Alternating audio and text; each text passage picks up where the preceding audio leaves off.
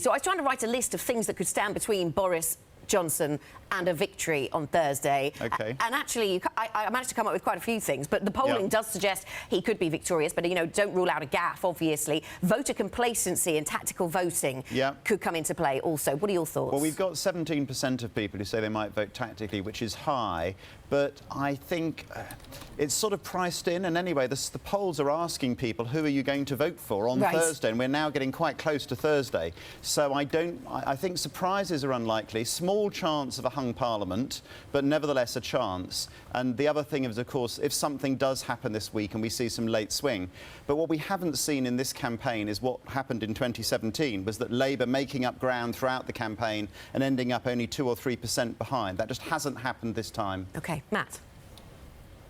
I wonder what the chances are. I mean, we see some indicators that Jeremy Corbyn is narrowing the gap, I should say. Is there a possibility that he gets close enough on Election Day? He's always got no chance, I think, of forming a majority government, quite frankly, given where we are.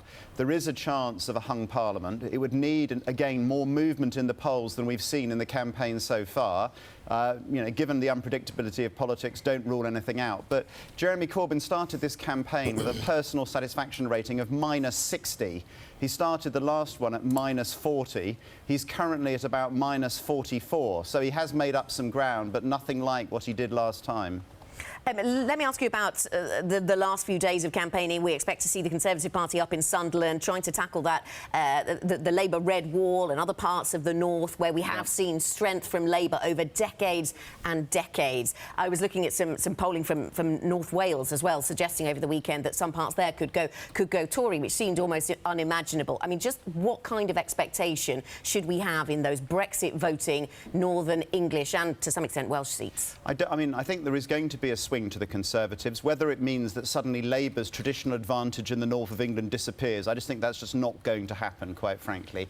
And a lot of this stuff is tribal, and I think although we obsess about Brexit, and of course it's vital for trade and business, and here we are on Bloomberg, remember, for most ordinary voters, Brexit is about number 7 on their list of priorities, about their personal circumstances. And so for voters in some of those seats, it will be very important. But the tribal thing matters too. How much control does Boris Johnson have over this majority? I mean, it does seem that he angered a lot of people by throwing them out of the party, and they've come back. Yeah, I mean, I think he got rid of the sort of one nation Tories who were for a soft Brexit. I mean, how he governs as opposed to how he wins on Thursday may be completely different. And with Boris Johnson, I mean, I was at university with the guy. You know, we have no idea exactly what's going to happen. He's mostly out for Boris Johnson. But it is a Brexit election. He's cleansed the party. He's got all his candidates saying that they support his deal. He says he's going to have a vote before Christmas. He is miles ahead of the Labour Party in terms of who is most competent to handle Brexit, and ahead of Jeremy Corbyn. So we'll see. It should be a Conservative majority, but then it should have been a lot of things in past elections.